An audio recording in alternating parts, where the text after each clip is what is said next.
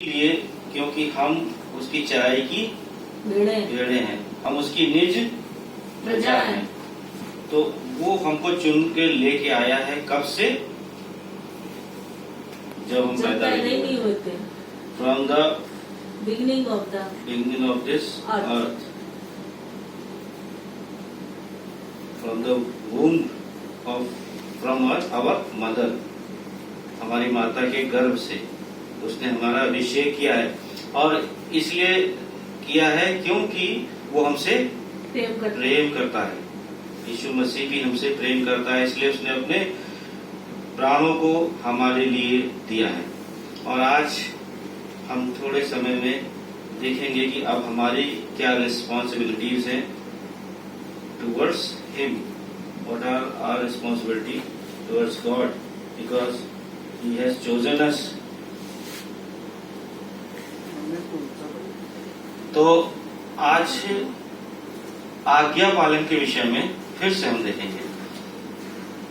पिछली बार हम क्या सुन रहे थे? संडे को हमने सुना था झूठ बोलने वाली बात। ये झूठ बोलने से परमेश्वर नाराज होता है, क्योंकि झूठ क्या है? शैतान का एक बहुत बड़ा हथियार है, और वो किसी भी तरीके से हमको झूठ में डालकर और अपना कार्य कराता है। बाइबिल जो हम देखते हैं उत्पत्ति से प्रकाशित वाक्य तक, हर एक बात में आज्ञा पालन के विषय में सिखाती है। आज्ञा पालन के विषय में जो सबसे पहले परमेश्वर ने आज्ञा दी थी वो कितनी? 10 कमांडमेंट्स जिसे बोलते हैं, 10 आज्ञाएं दी थी। और हम पाते हैं कि एक पढ़ेंगे कि व्यवस्था विवरण उसका 11 अध्याय उसके 26 से 28 पद में क्या लिखा हुआ है। जिसको मिल जाए वो पढ़े। व्यवस्था विवरण 11, 26 से 28 तक में, क्योंकि आज्ञा पालन एक बहुत ही बड़ा परमेश्वर की आज्ञा है। क्योंकि वचन कहता है कि वो तुम्हारे कोई भी चीज उसके सम्मुख लेके आओ और आज्ञा उसकी पालन ना करो तो वो व्यर्थ है। तो क्या लिखा है व्यवस्था विवरण 11 का और उसके 26 से 28 पद। सुनो, मैं आज के दिन तुम्हारे आगे आशीष और शाप दोनों रख देता हूँ। अर्थात यदि तुम अपने परमेश्वर यहोवा की इन आज्ञाओं को जो मैं आज तुम्हें सुनाता हूँ मानो तो तुम पर आशीष होगी, और यदि तुम अपने परमेश्वर यहोवा की आज्ञाओं को नहीं मानोगे और जिस मार्ग की आज्ञा मैं आज सुनाता हूँ उसे तज कर दूसरे देवताओं के पीछे हो लोगे तो जिन्हें तुम नहीं जानते हो तुम पर शाप पड़ेगा।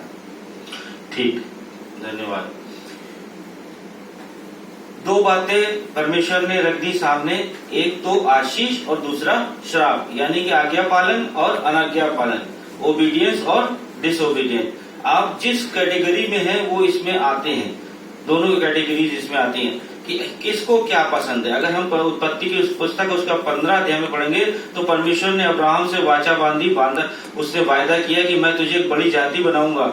और वो कितने साल का था उस समय? 50। उस समय वो 90 साल का था वो है? और जब से उसने वाचा बांधी 100 साल का, और उसके बाद परमेश्वर ने उसको संतान दी, लेकिन उसकी पत्नी को विश्वास नहीं था। किसको? सारा को।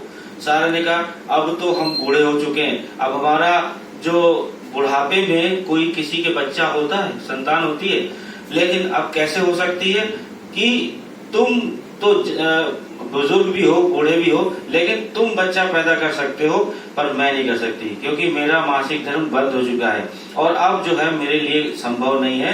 तो उसने अपनी युक्ति लगाई, परमेश्वर की आज्ञा नहीं मानी।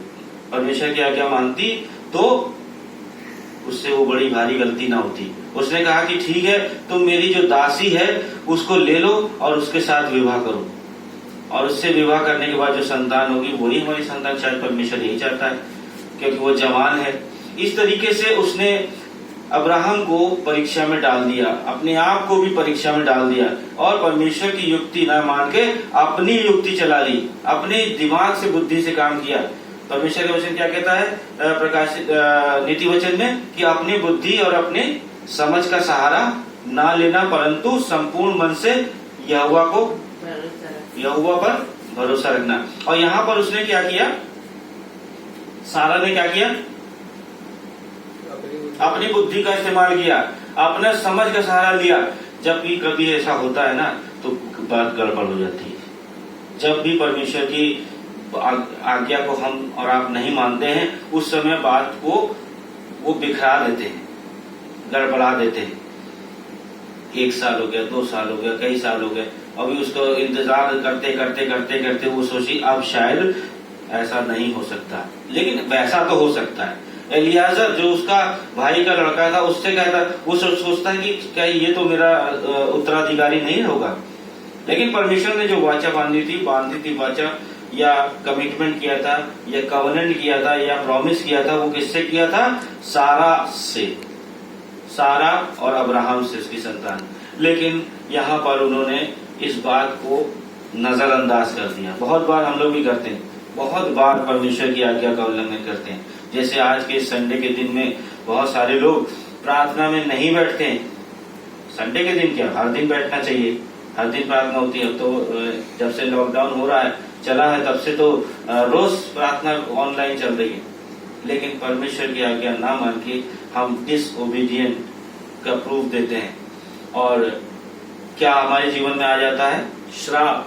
हमारे जीवन में क्या आता है, श्राप। अभी पढ़ा गया ना कि सुनो, मैं आज के दिन तुम्हारे आगे आशीष और श्राप दोनों रख देता हूँ, अर्थात यदि तुम अपने परमेश्वर यहोवा की इन आज्ञाओं को जो मैं आज तुम्हें सुनाता हूँ मानो तो तुम पर आशीष होगी, और यदि तुम अपने परमेश्वर यहोवा की आज्ञाओं को नहीं मानोगे और जिस मार्ग की आज्ञा मैं आज सुनाता हूँ उसे तज कर दूसरे देवताओं के पीछे बोलोगे तो तुम नहीं जानते हो, तुम पर भारी श्राप पड़ेगा। हालेलुया। तो जब हम परमेश्वर की आज्ञा को नहीं सुनते हैं, नहीं मानते हैं, तो ऑटोमेटिक हमारे जीवन में श्राप जुड़ जाता है। कारण क्या है, परमेश्वर की आज्ञा मानना क्यों महत्वपूर्ण है? सवाल ये है, क्यों महत्वपूर्ण है? पढ़ें यूहन्ना की पुस्तक, उसका 14 अध्याय का 15 पद, जॉन चैप्टर 14 वर्स 15। अगर हम परमेश्वर की आज्ञा मानते हैं तो हमारे साथ क्या होता है? यदि तुम मुझसे प्रेम रखते हो तो मेरी आज्ञाओं को मानो। मेरी आज्ञा को मानोगे। फर्स्ट कंडीशन ये है, यदि तुम मुझसे प्रेम रखते हो। नहीं रखते तो नहीं मानोगे। और दूसरी चीज आगे क्या लिखा है, और मैं पिता से विनती करूंगा और वह तुम्हें एक और सहायक देगा कि वह सर्वदा तुम्हारे साथ रहे, अर्थात सत्य का आत्मा, जिसे संसार ग्रहण नहीं कर सकता। सत्य का आत्मा जो है पवित्र आत्मा है, परमेश्वर का आत्मा है, उसे संसार कभी ग्रहण नहीं कर सकता। आगे, क्योंकि वह ना उसे देखता है ना उसे जानता है। तुम उसे जानते हो क्योंकि वह तुम्हारे साथ रहता है और वह तुम में होगा। हालेलुया। संसार नहीं जानता है सत्य के आत्मा को। संसार अंधेरे की आत्मा को जानता है, अंधेरा और अंधकार की ताकत को जानता है और शैतानी शक्तियों को जानता है। संसार वो हमारे परमेश्वर की बात को नहीं जानता है। जो भी व्यक्ति, पिछली बार हमने झूठ के ऊपर बात करी थी, तो जो भी व्यक्ति झूठ बोलता है, जो भी व्यक्ति सच नहीं बोलता है, उसके अंदर परमेश्वर का वो सहायक आत्मा जो भी पढ़ा गया नहीं होता है। वो हमारी सहायता मदद नहीं करता है। सत्य का आत्मा वो हमारे साथ में नहीं रहता है। लेकिन जब हम परमेश्वर को प्रेम करते हैं, फर्स्ट कंडीशन इज दिस कि हम उससे if you love him then you will obey his all commandments, you will obey him। तो सबसे पहले अगर हम प्रेम करते हैं तो हम उसकी बातों को मानेंगे, और अगर नहीं करते हैं तो